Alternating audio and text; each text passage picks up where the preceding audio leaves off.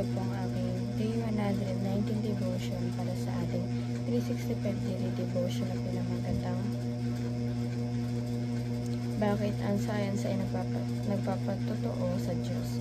At ang topic po natin ngayon ay flood geology.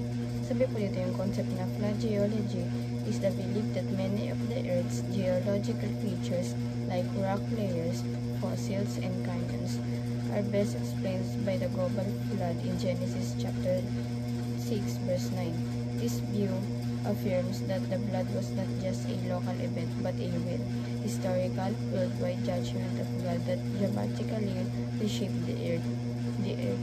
It stands in contrast to evolutionary geology, which suggests slow processes over millions of years.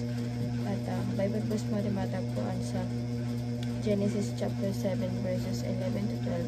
In the 600th year of Noah's life, on the 17th day of the second month, on that day, all the springs of the great deep burst forth, and the floodgates of the heavens were opened, and rain fell on the earth 40 days and 40 nights. Si Noah ay 600 taong gulang na noon. Noong ikalabing-7 araw ng ikalawang buwan, nabuksan ang lahat ng bukal sa ilalim ng lupa. Nabuksan din ang mga bintana ng langit. Bumuhos ang ulan sa loob ng 40 araw at 40 gabi. At ang top teachings mo rin ngayon, the Bible and science are compatible. Ito nga po. Yung bali pala, kung niniwala ka sa Bible, dapat maniwala ka rin sa science kasi compatible yan. Parang kung ano tinuturo ng Diyos, parang kung ano din nangyayari kung ano tinuturo ng science ay natuturo din sa Bible. Compatible na sila, diba? Parang ano talaga sila, swak sa isa't isa. Number 2 po, the flood explains fossils, record, and many more. Ito po, yung flood na binabanggit doon sa may Genesis. Ito po yung parang pagbubukas kasi ito eh. In-explain ito yung fossil, record, at marami pang iba. Parang doon talaga na masabi mo talagang compatible talaga yung science at yung Bible kasi para hindi lang gawa-gawa yung sinasabi kundi nangyari talaga, totoong nangyari. At may proof naman, di ba? Sinabi din sa Genesis chapter 6 verse 9 about sa fossils. Ito nga yung features doon na rock layers, fossils, and canyons are best example by the global flood in Genesis chapter 6 verse 9. Sinabi, binanggit po siya nun, kaya hindi lang siya haka-haka, talaga nasa Biblia siya.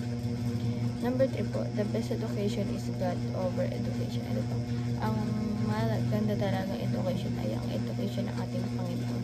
Dahil diba, bukod sa tinuturuan kanya maging tama at maging mabuting tao, inaano ka pa niya, parang inuudyo ka pa niya na manalig sa kanya, manampalataya. Dahil syempre, ikaliligtas mo at sa ikaliligtas din ang buong pamilya.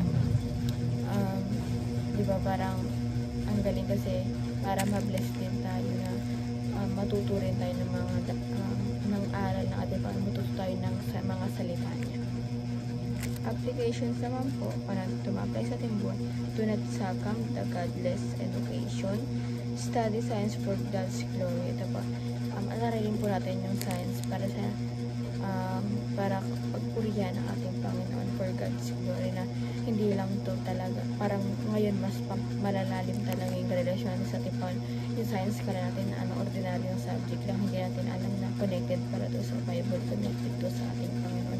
Ngayon, diba, parang mas lumalalim na yung kaalaman natin unti-unti, diba, parang sa devotion, diba, mas may madami tayo natutuklasan. Tawag dito, mas pinapalalim talaga ito yung connection natin sa ating Panginoon. Number 3 po, believe that science leads to God's.